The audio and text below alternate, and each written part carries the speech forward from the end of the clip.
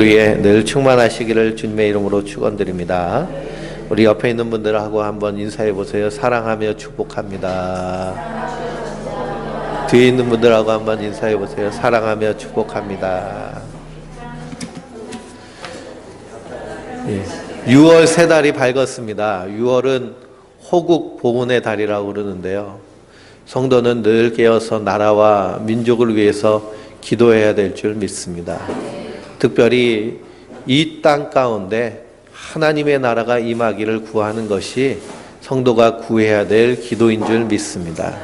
얼마 전에 우리나라 근방에서 우리나라를 쏙 빼놓고요, 미국하고 일본하고 그리고 여러 개 나라들이 모여서 군사훈련을 했습니다. 어떤 것을 목적으로 해서 군사훈련을 했느냐, 북한이 이란하고 핵거래를 하게 되면 그 즉시 북한에 있는 그런 핵시설들을 이렇게 폭격하고 공격하는 그런 훈련을 했습니다. 그러니 우리가 원하지 않아도 전쟁이 이 땅에서 일어날 수 있다라는 그런 위협과 공포가 우리 가운데 늘 있는 것을 우리는 기억해야 됩니다. 그래서 성도는 깨어서 기도하는, 그리고 나라와 민족을 위해서 힘쓰고 애쓰는 자들이 바로 성도인 줄 믿습니다. 또한 저 유럽에 그 여행을 갔던 사람들이 이 유람선이 침몰하는 사고를 당해서 많은 사람이 목숨을 잃었습니다. 그것을 바라보면서 우리의 인생이요 얼마나 연약한지, 우리가 세월호 사건도 보고 그 유람선 침몰 사건을 보고 여행을 가서도 그런 어려운 일을 당하면 우리 인생이 참으로 약하구나라는 것을 발견하게 됩니다. 오늘 말씀을 통해서도 그러한 말씀이 사도 바울을 통해서 우리에게 말씀하고 있는데요, 우리 인생이 그만큼 연약하다라는 것입니다. 그러므로 성도는 이 땅을 살고 있지만 그러나 영원한 하나님 나라를 소망하며 이 땅에서 언제든지 하나님 부르시면 마라나타 주 예수여 어서 오시옵소서, 마라나타는 주 예수여 어서 오시옵소서 라는 말인데요, 초대교회 성도들은 늘 인사할 때마다 마라나타 하고 인사합니다. 언제든지 주님이 오실 것을 준비하고 언제든지 주님이 나를 부르시면 아쉬움 없이 주님 앞에 서는 것이 성도의 삶인 줄 믿습니다. 그러므로 성도는 이 땅에 살면서 한순간도 아쉬움이 없어야 될 줄 믿습니다. 그러기 위해서 우리에게 주신 새 계명, 서로 사랑하라라는 그 계명을 가지고요, 주님께서 나에게 생명 주시는 그 순간순간 아쉬움 없이 사랑하는 그런 하나님의 사람들 되시길 주님의 이름으로 축원드립니다. 그러면 우리가 장례식장에서도요, 이별의 아픔이 뼈 아프지만 그러나 우리 안에 아쉬움이 없을 수 있는 것은 정말 내가 뜨겁게 사랑했다라는 그 마음이 있으면 우리 안에 큰 위로가 되는 줄 믿습니다. 그래서 마음으로 뜨겁게 사랑하기에도 우리 인생이 정말 빠른 것이 우리 인생이다라고 말하는 자들 많죠. 분들이 많습니다. 벌써 2019년도 우리가 신년 첫 송구영신 예배 드리고 신년 예배를 드린 지가 엊그제 같은데요, 벌써 6월 달이 된 것을 보면 시간이 얼마나 빠른지 모릅니다.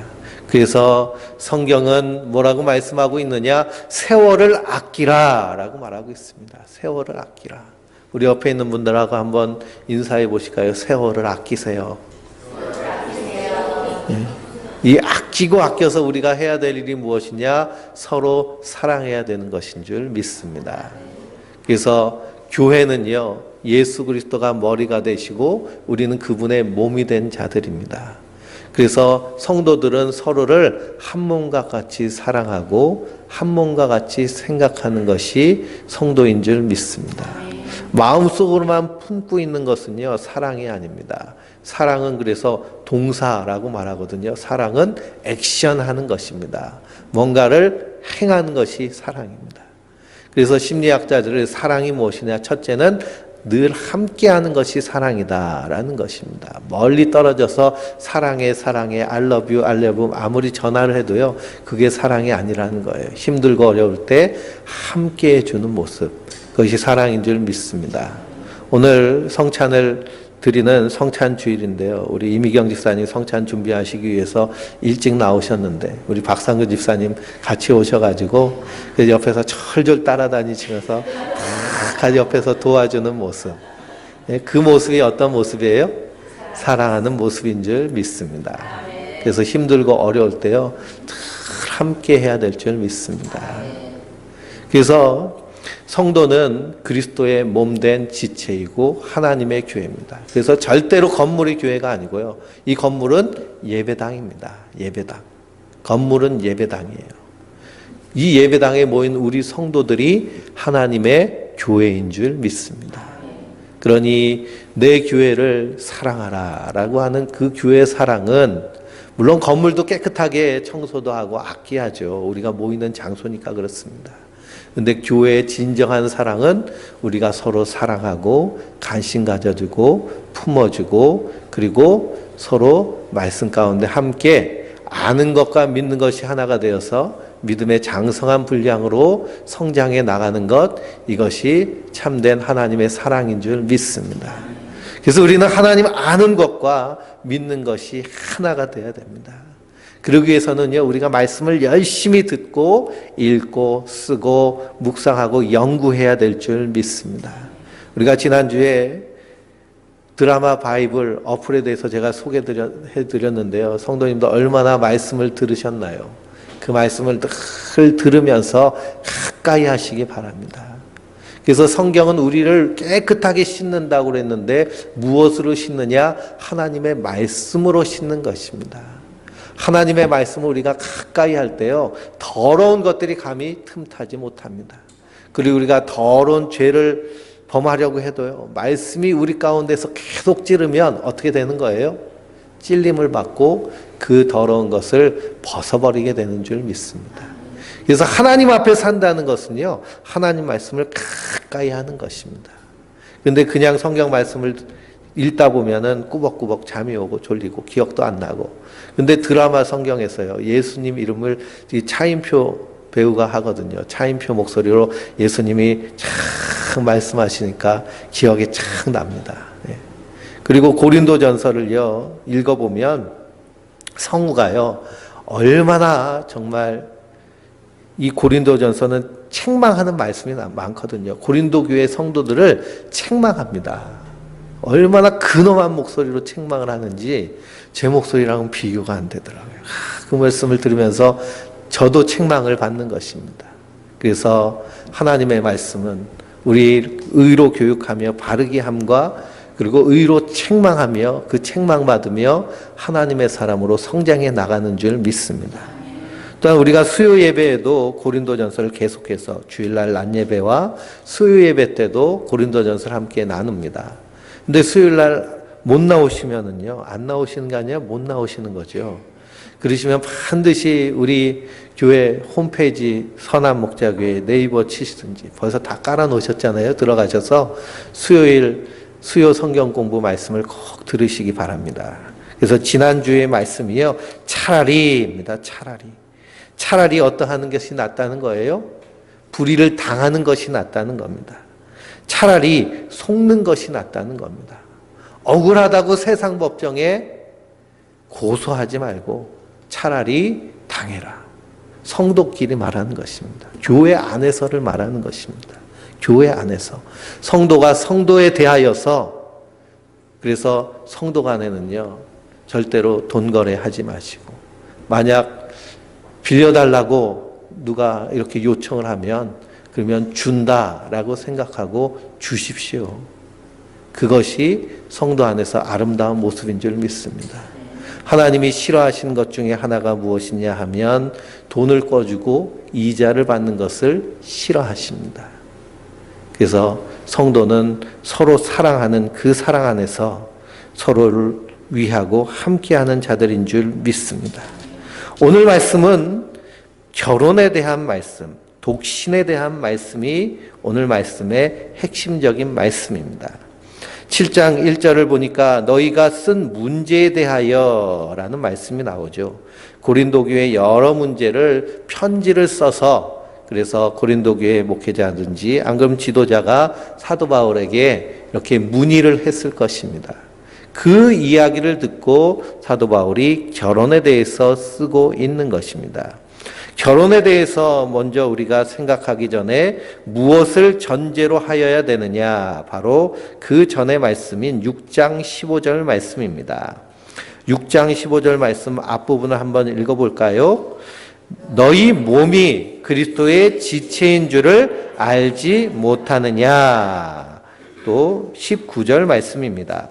너희 몸은 너희가 하나님께로부터 받은 바 너희 가운데 계신 성령의 전인 줄 알지 못하느냐. 너희는 너희 자신의 것이 아니라 값으로 산 것이 되었으니 그런즉 너희 몸으로 하나님께 영광을 돌리라. 아멘. 이것과 비슷한 말씀이요, 고린도전서 1장에도 나오죠. 1장에도 너희 몸이 하나님의 거룩한 성전이다 라는 말씀이 나옵니다. 그러므로 우리의 영뿐만 아니라 우리 육체도요, 누구의 형상을 따라? 하나님의 형상을 따라 지음받은 거룩한 존재인 줄 믿습니다. 예수님이 부활하실 때요, 영으로만 부활하셨나요? 아니죠. 그 육신도 거룩한 부활의 몸으로 부활하셨습니다. 근데 그 몸은요, 흙으로 만든 몸과는 분명히 다른 모습입니다. 왜 그러느냐? 문이 닫혀 있는데도 그대로 들어오셔서 제자들을 만나셨기 때문에. 그래서 영광스러운 몸으로 우리를 입혀주실 줄, 부활의 날 입혀주실 줄 믿습니다. 그러므로 이 몸도 귀하고 거룩하다라는 것입니다. 하나님의 그리스도의 지체라는 것입니다. 그런데 그 사도 바울 당시에 1세기에 헬레니즘 사상 가운데 어떤 사상이 있느냐? 영과 육을 분리하여 보는 이원론이 있었습니다. 그 이원론 가운데서 철학이 두 가지로 나눠졌는데요. 첫째는 금욕주의고요. 둘째는 쾌락주의입니다. 그래서 이 윤리 시간이나 도덕 시간에 다 배워보셨을 텐데요. 금욕주의와 쾌락주의로 나누죠. 그래서 금욕주의는 우리의 영이 거룩한데 우리의 몸도 거룩하게 유지해야 된다라는 것이 금욕주의고, 쾌락주의는 우리의 영은 거룩한데 몸은 따로따로다. 그러니까 몸은 어떻게 해도 된다는 거예요? 막 굴려도 된다라는 것이 쾌락주의입니다. 왜 그냥 영은 깨끗하니까. 영과 육은 떨어져 있다. 근데 고린도 교회 안에는 어떤 사상들이 자리 잡고 있느냐 하면 금욕주의가 자리 잡고 있는 것입니다. 그래서 모든 것에 대해서 금욕하는 것을 강조하는 사람들이 나타나기 시작했습니다. 심지어는 부부간의 관계에서도 금욕을 강조합니다. 그러다 보니까 부부가 따로 지내고 남남같이 살아가는 그런 모습이 생기는 것이죠. 그런데 디모데전서 4장 6절에 무엇이라 말하느냐? 디모데전서를 한번 찾아보실까요? 디모데전서는 신약 성경에 있습니다. 데살로니가 전후서 다음에 디모데전서 4장 말씀입니다. 4장 1절부터 5절까지 말씀인데요. 신약 성경 339페이지에 있는 말씀을 같이 읽어보겠습니다. 그러나 성경이 발시 말씀하시기를 후일에 어떤 사람이 믿음에서 떠나 미혹하는 영과 귀신의 가르침을 따르리라 하셨으니 자기 양심이 화인을 맞아서 외식함으로 거짓말하는 자들이라. 혼인을 금하고 어떤 음식물을 먹지 말라고 할 터이나 음식물은 하나님이 지으신 바니 믿는 자들과 진리를 아는 자들이 감사함으로 받을 것이니라. 하나님께서 지으신 모든 것이 선함에 감사함으로 받으면 버릴 것이 없나니 하나님의 말씀과 기도로 거룩하여 짐이라. 내가 이것을 형제에게 깨우치면 그리스도 예수의 좋은 일꾼이 되어 믿음의 말씀과 내가 따르는 좋은 교훈으로 양육을 받으리라. 망령되고 허탄한 신화를 버리고 경건에 이르도록 내 자신을 연단하라. 육체의 연단은 약간의 유익이 있으나 경건은 범사에 유익하니 금생과 내세의 약속이 있느니라. 아멘. 그래서 오늘 말씀해 보니까 혼인을 금하고 어떤 음식을 먹지 말라고 하는 사람들이 나타난다라는 것입니다. 그런데 그것이 이 땅의 금욕의 모습이죠. 그래서 금욕한다, 금식하면 대단한 경건인 것처럼 생각하고 결혼하지 않고 혼자 독신으로 지나면 되게 거룩한 것처럼 생각하는데 그것이 아니다라는 것입니다. 다 하나님이 지으신 것이고 결혼은 하나님께서 태초의 에덴 동산에서 처음 만드신 공동체이기 때문에 부부의 관계는 거룩한 관계입니다. 그러므로 감사함으로 받아라 라는 것입니다. 감사함으로 받아라. 그러면서 5절 말씀에 하나님의 말씀과 기도로 거룩하여지는 것입니다. 우리가요 금욕한다고 거룩하여지는 것이 아니라 하나님의 말씀을 통해서 그리고 기도를 통해서 거룩하여지는 줄 믿습니다. 그러면서 사도 바울이 육체의 연단은 약간의 유익이 있으나 라고 말합니다. 육체의 연단. 육체의 연단이 바로 금욕입니다.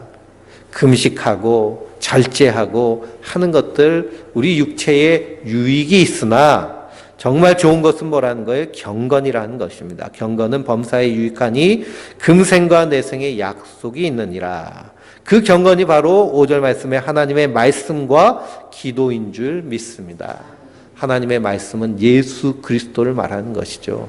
예수 그리스도를 믿는 믿음 안에서 그분이 우리에게 주신 그 계명과 그 나라와 그 의를 위하여서 기도하는 그 기도가 하나님 받으시는 경건인 줄 믿습니다.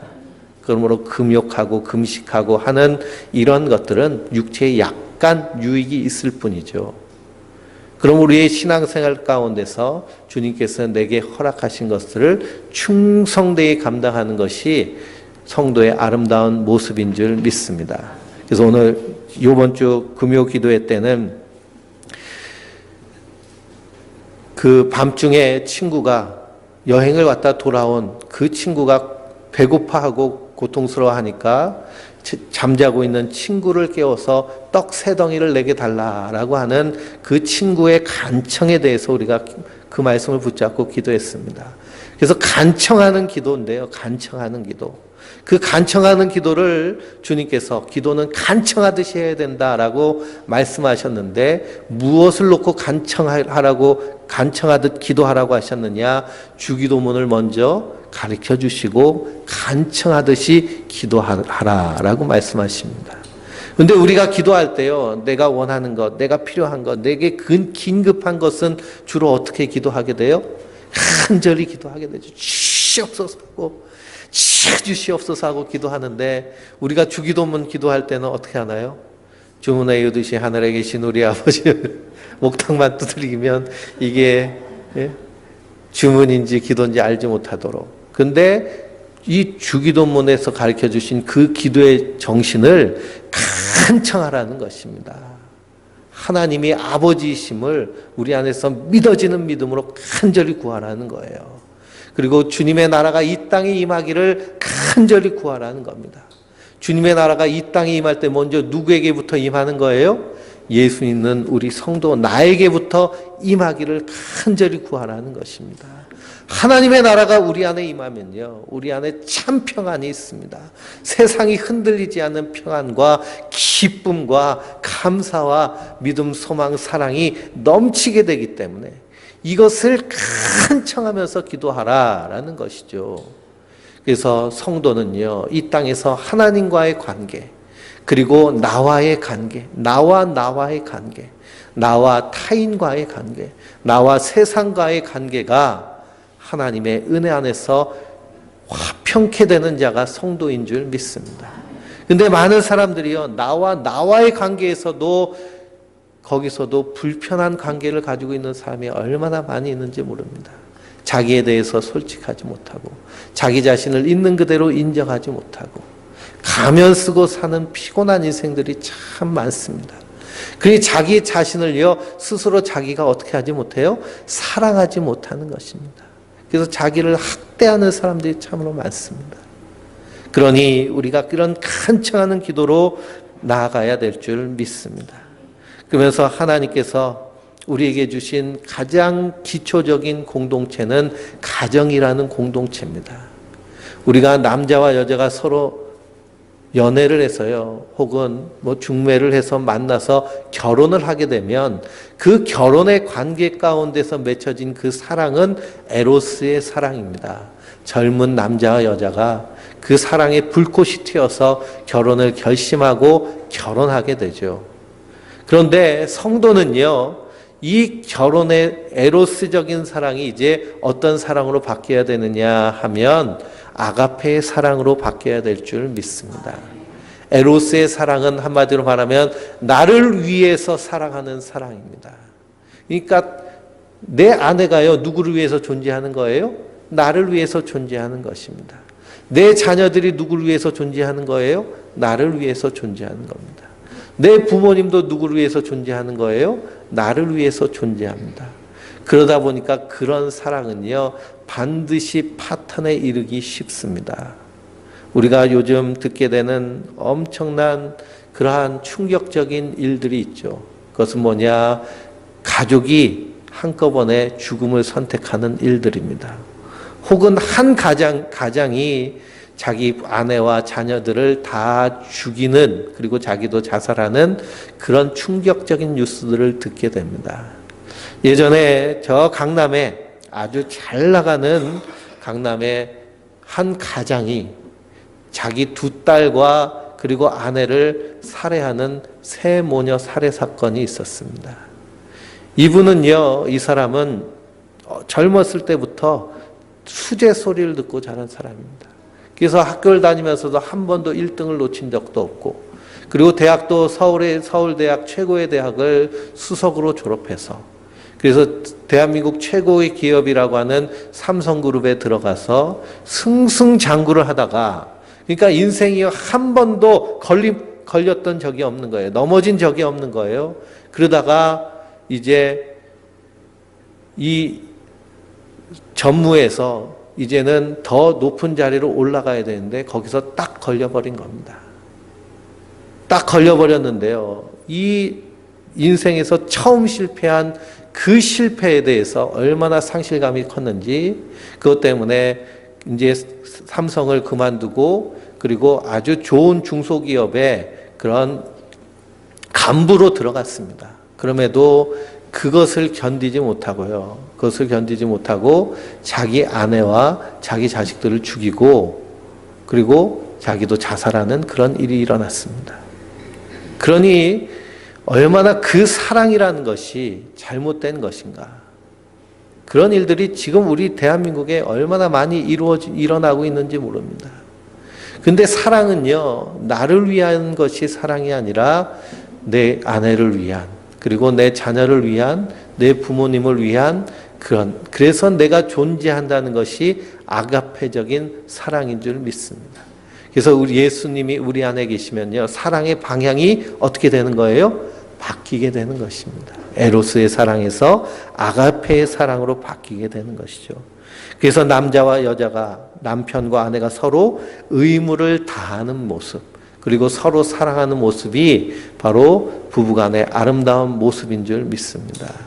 근데 이 1세기에 이 헬레니즘 문화의 그런 성문화는 어떤 문화냐 하면 자유연애 문화입니다. 아주 문란했습니다. 그러니 어떤 사람들도 있느냐, 결혼도 안 하고 그냥 음탕하게 사는 남자들이 많이 있었습니다. 왜 그러냐, 신전에만 올라가면요, 언제든지 쾌락을 즐길 수 있기 때문에 그렇죠. 그것이 아주 보편화됐습니다.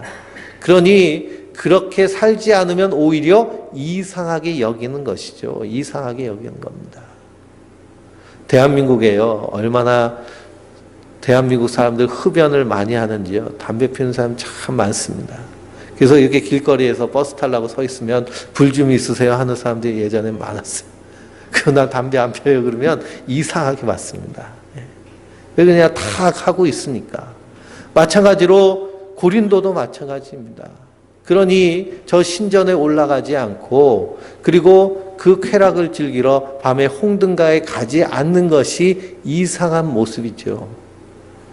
그렇기 때문에 여기서 결혼하라 라고 말하는 것은 음행을 피하기 위해서. 결혼은 계약입니다. 결혼은 사랑해서 결혼하는 것으로 생각하고요. 결혼은 행복을 위해서 산다라고 말하지만 사실 결혼은 1대1의 계약입니다. 그래서 결혼을 할 때 결혼 서약을 예배에서 주례를 하면 반드시 하게 됩니다.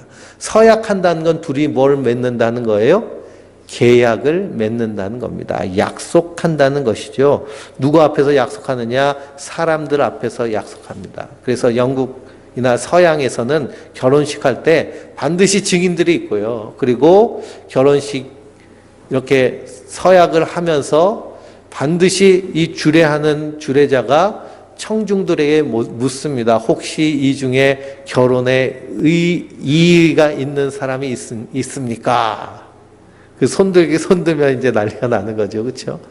그래서 반드시 증인이 있게 됩니다. 우리가 결혼하고 나서 동사무소에 가서 혼인신고를 하죠. 혼인신고를 하는데요. 저도 결혼을 하고서는 부부가 가가지고 혼인신고를 하려고 보니까 거기 무슨 난이 있는지 아세요? 증인난이 있습니다. 증인난이. 왜 둘이 갔다가요, 혼인신고를 하는데 증인이 있어야 되니까 깜짝 놀래가지고 급하게 친구한테 전화를 해가지고, 야, 빨리 와라 해가지고 적어가지고 증인란에 증인을 작성했습니다. 그러니 결혼은 행복을 위해서 사는 것이지만, 그런 결혼은 약속의 의미가 강하다라는 것입니다. 약속의 의미가 강한 것입니다. 그래서 혼인은 계약입니다. 마가복음 10장 1절부터 12절 한번 읽어보실까요? 마가복음입니다. 마태, 마가, 누가, 요한 이 사복음서인데요. 마태복음 다음이 마가복음입니다. 마가복음 10장입니다.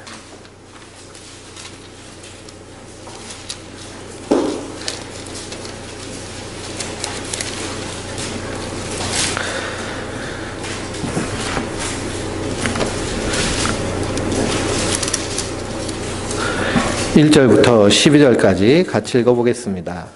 예수께서 거기서 떠나 유대 지경과 요단강 건너편으로 가시니 무리가 다시 모여들거늘 예수께서 다시 전례대로 가르치시더니 바리새인들이 예수께 나와 그들을 시험하여 묻되 사람이 아내를 버리는 것이 옳으니까 대답하여 이르되 모세가 어떻게 너희에게 명하였느냐?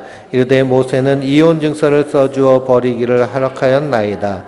예수께서 그들에게 이르시되 너희 마음이 완악함으로 말미암아 이 명령을 기록하였거니와 창조 때로부터 사람이 남자와 여자를 지으셨으니 이러므로 사람이 그 부모를 떠나서 그들이 한 몸을 이룰지니라. 이러한즉 이제 둘이 아니요 한 몸이니 그러므로 하나님이 짝지어 주신 것을 사람이 못할지니라 하시니라. 집에서 제자들이 다시 이 일을 물으니 이르시되 누구든지 그 아내를 버리고 다른 데에 장가드는 자는 본처에게 간음을 행함이요 또 아내가 남편을 버리고 다른 데로 시집가면 간음을 행함이니라. 아멘. 그러니 하나님이 짝지어 주신 것을 사람이 나누지 못할지니라 라고 말합니다. 그래서 결혼은 계약이고 약속이라는 거예요. 약속이라는 거. 그러므로 어떻게 해서든지 그 결혼을 유지하도록 힘쓰고 애써야 됩니다. 그런데 피치 못할 이유들이 많죠. 피치 못할 이유. 그래서 사도 바울도 피치 못할 일이 있었습니다. 그래서 우리 8절부터 17절까지 오늘 본문 고린도전서 7장 8절부터 17절까지 한 절씩 읽어보겠습니다. 내가 결혼하지 아니한 자들과 과부들에게 이르노니 나와 같이 그냥 지내는 것이 좋으니라. 만일 절제할 수 없거든 결혼하라. 정욕이 불같이 타는 것보다 결혼하는 것이 나으니라. 결혼한 자들에게 내가 명하노니 명하는 자는 내가 아니요 주시니라. 여자는 남편에게서 갈라서지 말고 만일 갈라섰으면 그대로 지내든지 다시 그 남편과 화합하든지 하라. 남편도 아내를 버리지 말라. 그 나머지 사람들에게 내가 말하노니 이는 주의 명령이 아니라 만일 어떤 형제에게 믿지 아니하는 아내가 있어 남편과 함께 살기를 좋아하거든 그를 버리지 말며 어떤 여자에게 믿지 아니하는 남편이 있어 아내와 함께 살기를 좋아하거든 그 남편을 버리지 말라. 믿지 아니하는 남편이 아내로 말미암아 거룩하게 되고 믿지 아니하는 아내가 남편으로 말미암아 거룩하게 되나니 그렇지 아니하면 너희 자녀도 깨끗하지 못하니라. 그러나 이제 거룩하니라. 혹 믿지 아니하는 자가 갈리거든 갈리게 하라. 형제나 자매나 이런 일에 구애될 것이 없느니라. 그러나 하나님은 화평 중에서 너희를 부르셨느니라. 아내된 자여 내가 남편을 구원할는지 어찌 알 수 있으며 남편된 자여 내가 내 아내를 구원할는지 어찌 알 수 있으리요. 오직 주께서 각 사람에게 나눠주신 대로 하나님이 각 사람을 부르신 그대로 행하라. 내가 모든 교회에서 이와 같이 명하노라. 아멘. 이 말씀 전에 나는 모든 사람이 나와 같기를 원하노라 라고 말합니다. 나와 같기를 원하노라. 사도 바울은요, 복음을 증거할 때 독신으로 지냈습니다.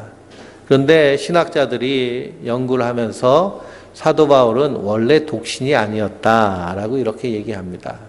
왜냐, 사도 바울 자기를 표현할 때요, 바리새인 중에 바리새인이다라고 표현했습니다.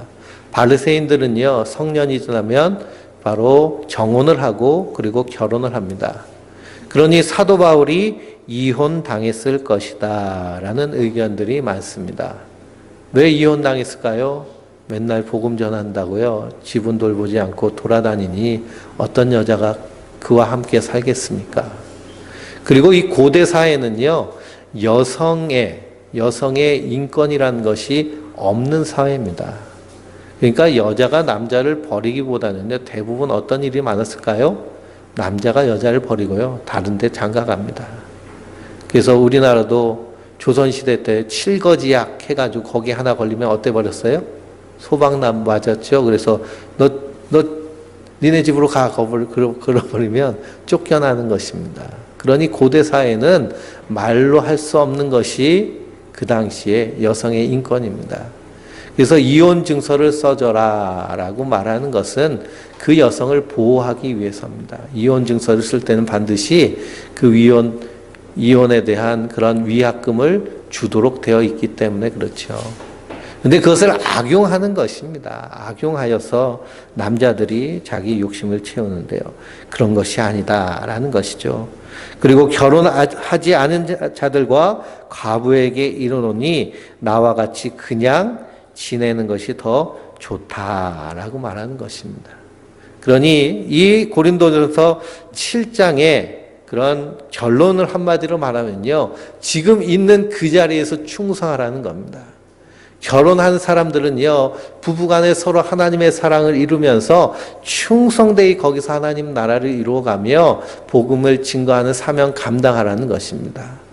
혼자 된 사람은요, 혼자 된 대로 충성되이 예수님이 내 신랑이다 라고 생각하고, 그리고 주님과 함께 동행하는 삶을 살라라고 말씀하고 계시는 것입니다. 그리고 결혼하지 않은 사람은 그 자리에서 충성하라는 것이죠. 근데 막 정욕이 불같이 일어나면 반드시 어떻게 하라는 거예요? 음행을 피하기 위해서 결혼하라라는 것입니다. 그것이 오늘 말씀의 최종적인 모습입니다. 그래서 고린도전서 오늘 읽은 말씀 20절, 21절 한번 같이 읽어볼까요? 20절에서 21절입니다. 각 사람은 부르심을 받은 그 부르심 그대로 지내라. 내가 종으로 있을 때 부르심을 받았느냐? 염려하지 말라. 그러나 내가 자유롭게 될 수 있거든 그것을 이용하라. 주 안에서 부르심을 받은 자는 종이라도 주께 속한 자유인이요 또 그와 같이 자유인일 때도 부르심을 받은 자는 그리스도의 종이니라. 아멘. 그러므로 있는 그 자리에서 충성하라라는 것입니다. 맡은 자에 구할 것은 충성입니다. 지금 내게 처해 있는 이 상황과 자리가 하나님께서 나에게 사명 주신 자리이며 사명 주신 상황인 줄 믿습니다.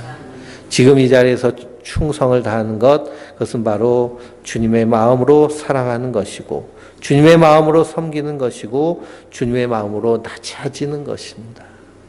그러면서 25절 이후부터의 내용의 말씀은 어떻게 해서든지 주님께서 오실 것인데 어떤 상황이 있어든지 임박할 종말을 준비하며 살라라는 것입니다. 그러니 딸린 식구가 많으면은요, 전쟁이 나면, 그러면 피난 갈 때 혼자 사는 사람들보다 재빠를 수가 없죠. 피하기가 힘듭니다. 딸린 식구가 많으면, 그리고 딸리고 있는 것이 많으면 몸이 그만큼 무겁죠. 그래서 요즘은 미니멀 라이프라고 그래서요, 어떻게 해서든지 삶을 가볍게 쳐내려고 하는 것, 이것이 새로운 삶의 그런 모습의 그런 새로운 트렌드입니다. 이 미니멀 라이프는 결국 신앙적인 삶과 일맥상통하는데요. 우리가 이 땅을 살면서 어떻게 해서든지 가볍게 살자는 겁니다. 여기저기 지고 있는 짐이 많고 무거우면은요, 그 벗기가 쉽지가 않다는 거예요. 그래서 성도는 지금 있는 삶의 자리에서 충성하는 것이 성도의 모습인 줄 믿습니다. 내게 맡겨주신 나의 배우자가 있으면, 내 자녀들이 있으면 최선을 다해서 사랑하는 것이 하나님께서 맡겨주신 성도의 모습인 줄 믿습니다. 또한 내가 홀로 되어 있다면 이 홀로 된 자리에서 주님과 함께 동행하며 또 그럼에도 불구하고 내 주변에 있는 친구들과 사람들에게 복음을 증거하고 그들을 사랑하는 것, 이것 또한 주님께서 우리에게 맡겨주신 삶의 사명인 줄 믿습니다. 그러므로 맡은 자에 구할 것은 충성인 줄 믿습니다. 그러므로 무엇이 더 좋다, 무엇이 더 낫다라고 성경은 절대 말하고 있지 않습니다.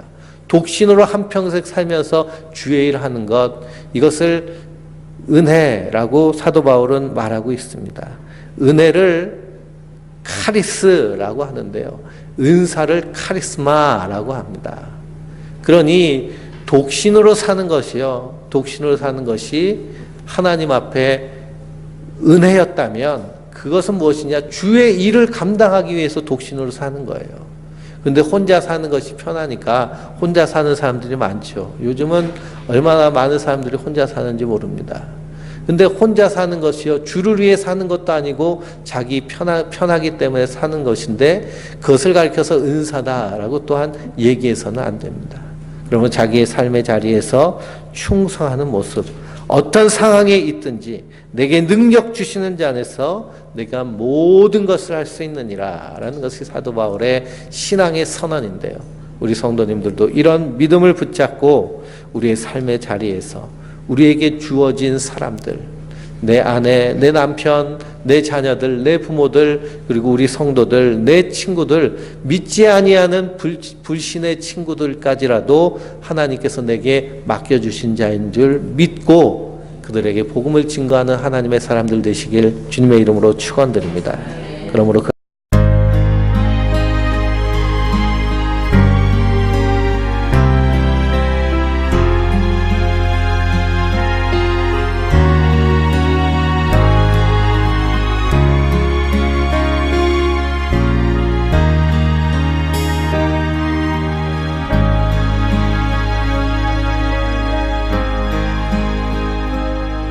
어둠 속에 매이던 내 영혼 갈 길 몰라 방황할 때에 주의 십자가 영광의 그 빛이 나를 향해 비추어 주셨네. 주홍빛보다 더 붉은 내 죄 그리스도의 피로 씻기어